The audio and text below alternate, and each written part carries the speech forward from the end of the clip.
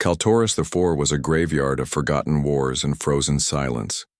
Above its glacial plains, twin suns shone pale and useless. They did nothing to warm the planet's skin, nothing to reach beneath the endless drifts of ash-like snow that whispered over the bones of fallen soldiers. Time moved differently here.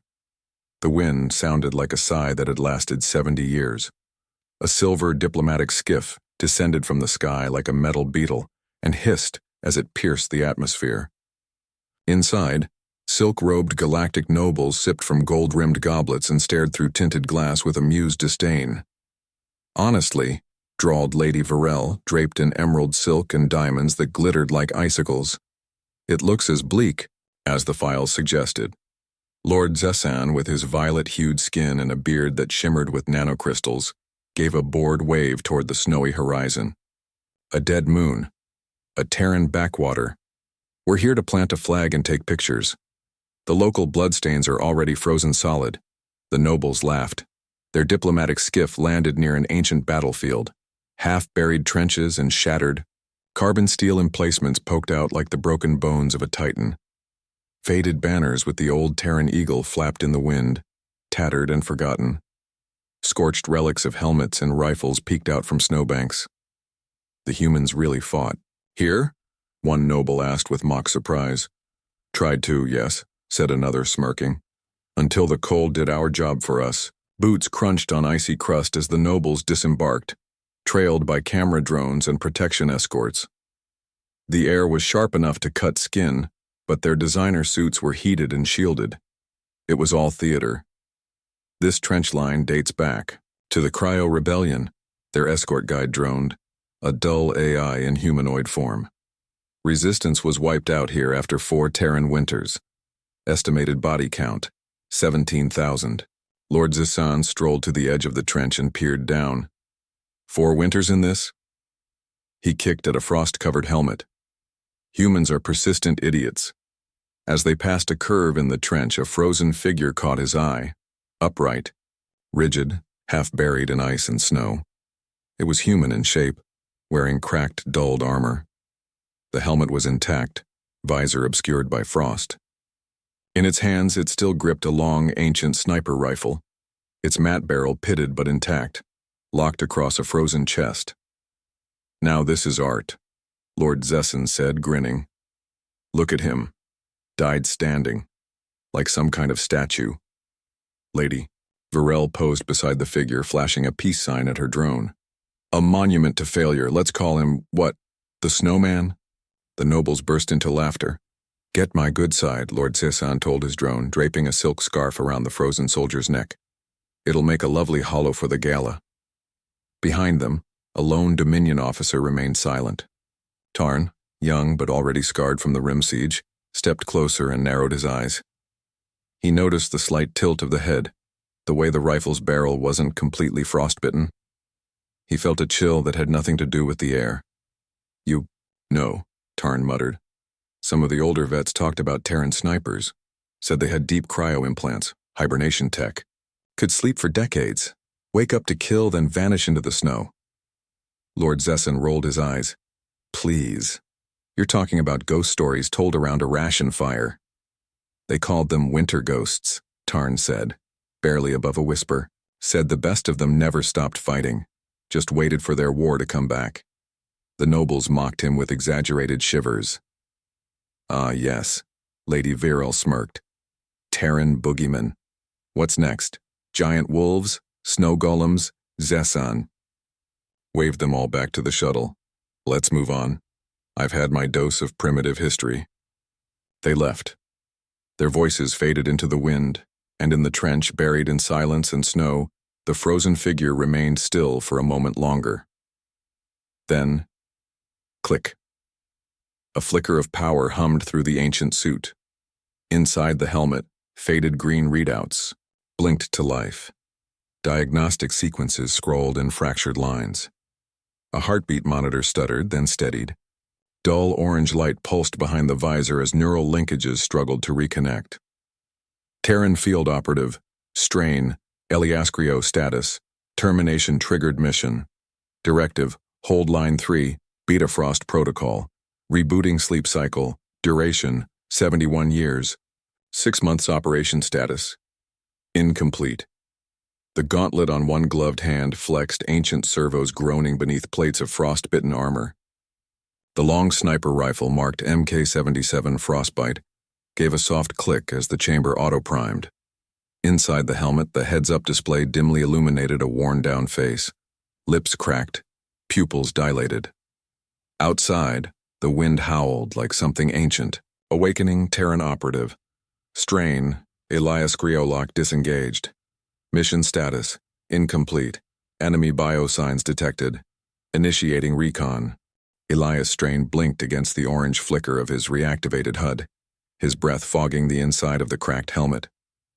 For a moment, he wasn't sure if he was alive or dreaming. The cold was still inside him, bone deep, eternal. But the numbness had purpose again. It hummed through his spine like an old rifle cycling into readiness. The silence spoke to him. He moved like snow itself. Slow, deliberate, silent. The MK-77 Frostbite rifle clicked and unfolded from its dormant hibernation lock, magnetically snapping, into place along his back. Its parts hissed softly as they realigned, cryo-chilled lubricant allowing function even after 70 years of sleep. It was a relic. So was he. Corporal Elias Strain, 1st Terran Resistance. Presumed KIA, buried by time, left as an unmarked statue in the snow. But the war wasn't over. Not for him. The 1st Dominion Patrol never knew what hit them. 3 soldiers. High-grade atmospheric gear, thermal optics, pulse rifles, dead center of the crater perimeter. They were investigating a communications blackout in the outer trench zone when it happened. Radio silence, followed by sudden static. When the backup unit arrived 20 minutes later, they found 3 bodies partially buried in the snow. No pulse, no heat. Visors shattered from the inside. One had a narrow hole drilled clean through the center of his helmet. Brain matter flash frozen, before it could even bleed. No enemy tracks, no weapons fire, nothing but the whispering wind. Lord Zessan rubbed his temples, annoyed. Localized malfunction, maybe an old mine discharged.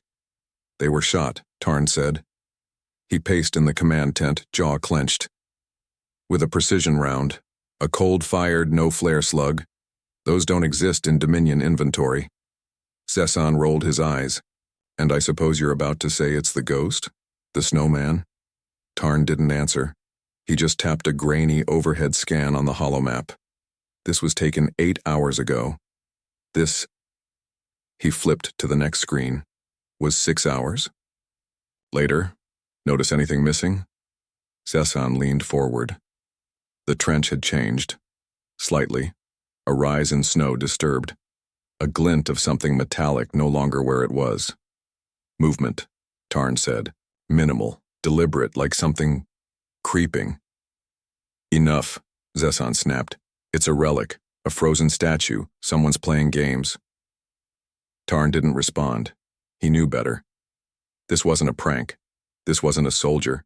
This was something worse. Elias had eyes on the comm tower from a snow-covered ridge 2 clicks east.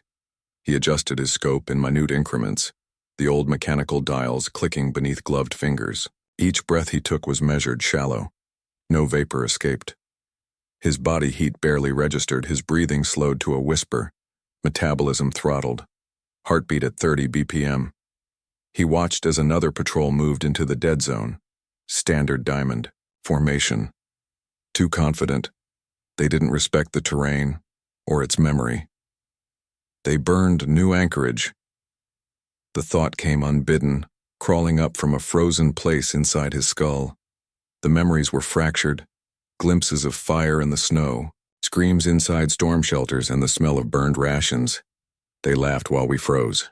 His finger caressed the trigger. 1 exhale, 1 shot. The lead soldier dropped, a red mist flashing briefly before the body crumpled silently into the snow. The others spun, confused. No muzzle flare, no tracer, no source. Elias had already moved. Back. At camp, Zessan's command tent was alive with noise. Another patrol's down, an aide reported. 3 confirmed, same pattern, no visible attacker. They're calling it the Frost Phantom, someone muttered. Says he's moving with the storm like he's inside it. Zesan slammed his goblet down. He? Who is he? It's one person? A man with a gun? We have atmospheric drones, thermal sweeps.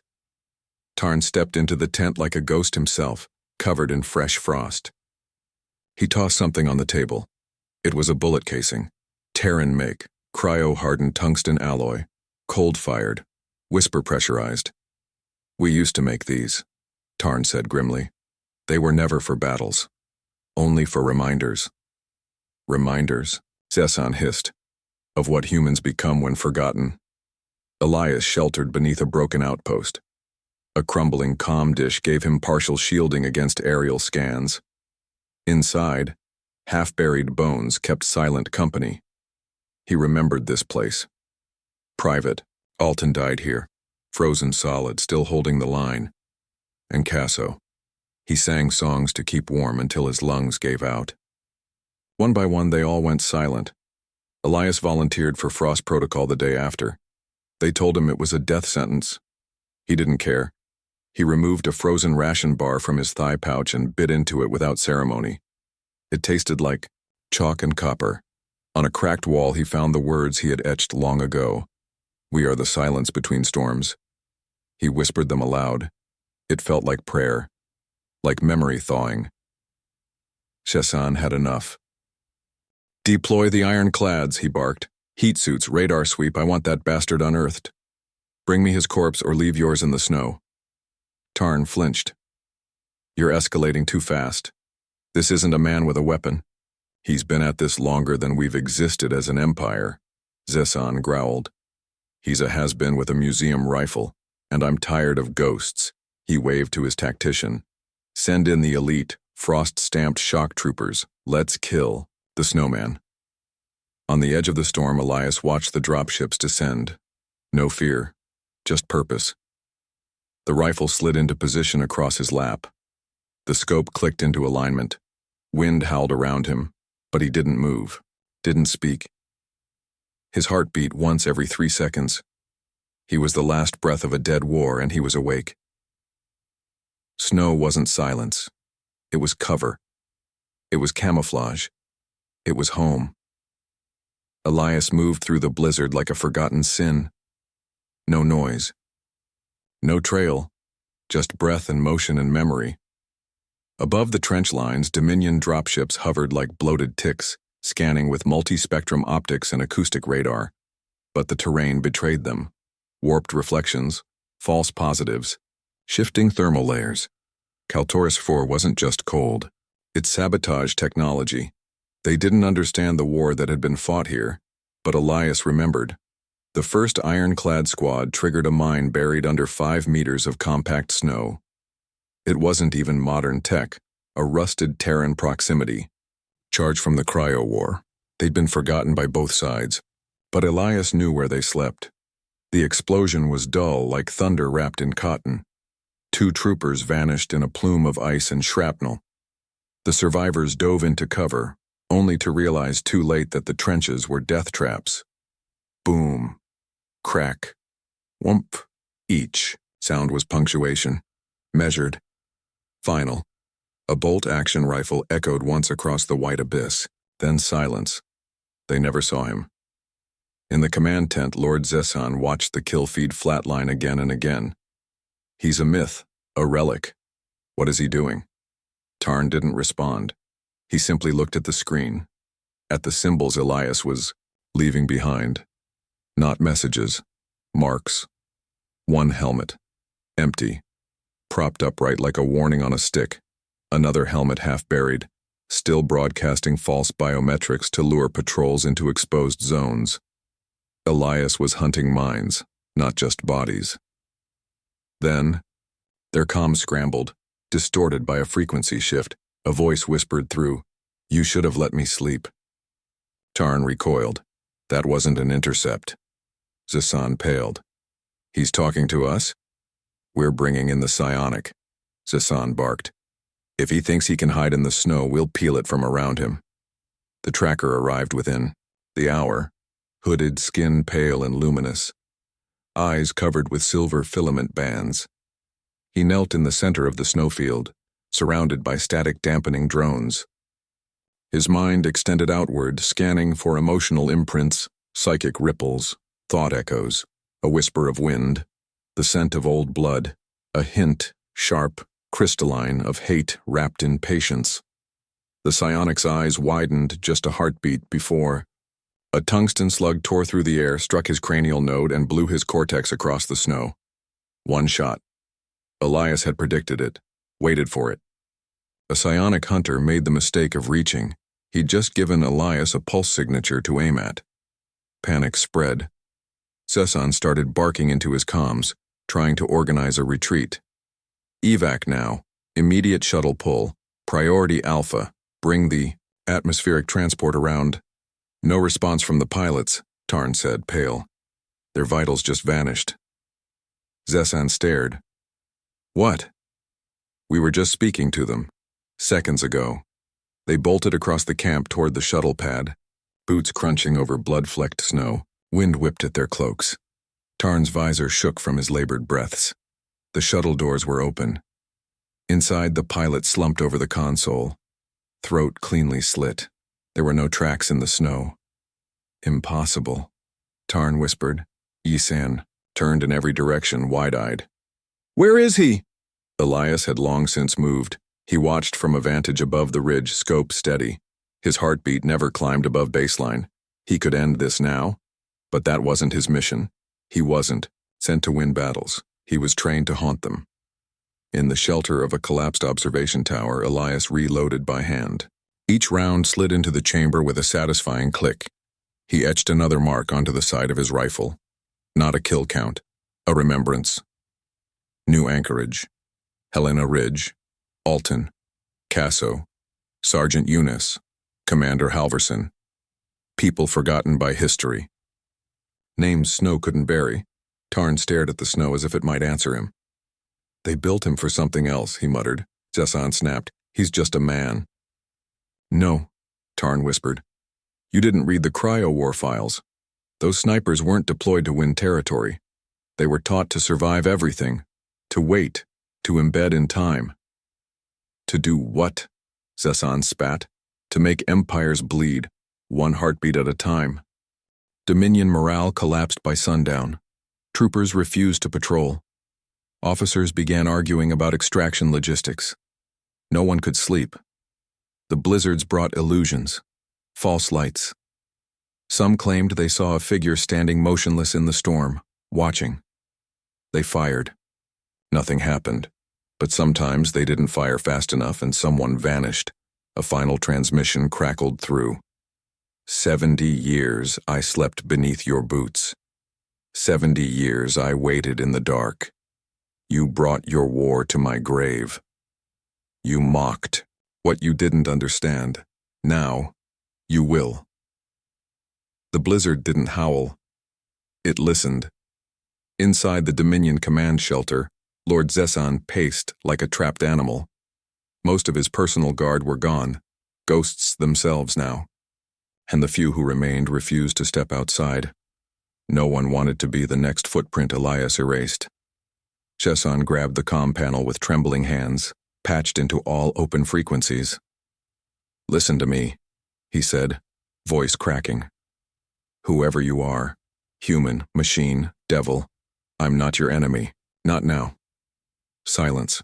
He forced a breath. You don't have to die out here. I can offer you things. Wealth. A place at my side. You want peace? I'll give it. You want a home? We'll build it. A pause. Then static. Then, I had riches, had peace. You froze my world and fed it to stars. Zesan staggered back from the console as if slapped. Outside, the wind dropped to a whisper. The blizzard paused. A stillness fell so complete that every soldier left alive instinctively stopped moving. It was the kind of silence that meant something was about to die. Tarn stumbled through the snow, desperate and exhausted, until he reached a plateau overlooking the shattered remains of the Dominion outpost. He didn't have orders anymore. There was no chain of command, just survival. A figure emerged through the swirling frost ahead. Elias. Helmet frosted, armor cracked, rifle across his back. He stood at the edge of the bluff, staring down toward the last stronghold of the Dominion. Elite, not looking at Tarn, not aiming, just waiting. Tarn raised his hands slowly. "I tried to warn them," he said. "I told them what you were, what you meant." Elias turned his head slightly, said nothing. They didn't listen. I think I did. At least I tried." Another pause. Then the sniper spoke. "Leave. Tell them I'm awake." Tarn didn't. "Ask for mercy." He just bowed once, deep and slow, and walked away. Elias didn't shoot him. Down below, Lord Zissan scrambled to prep his emergency skimmer. Manual override. No more reliance on tech that could be hacked, jammed, or simply outthought by a man who hadn't spoken to another soul in 70 years. He launched the skimmer over the ice, racing toward the emergency orbital lift zone. No sign of pursuit. For 10 full minutes he allowed himself to believe he might live. Then his controls flickered. Then his skimmer lurched to the side. Then he heard the sound. Ping. Like metal tapped by a fingertip. The vehicle jerked again, veered, off a snow shelf, tumbled, skidded across ice, and slammed into a rock face. He crawled out, bloody and dazed.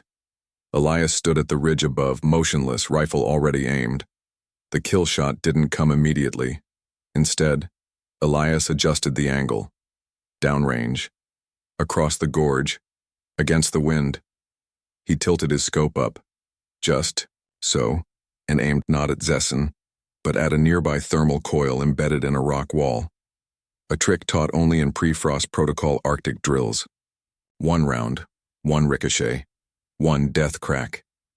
The round pinged the coil, deflected along the curve of heated stone, twisted its trajectory through the cold, and struck Zessan in the side of the neck, clean, precise, final. He dropped without a sound. Elias didn't move. He simply watched until the snow began to claim the corpse. The war was over. No Dominion flags left standing. No cries for backup. Just the sound of wind, always returning.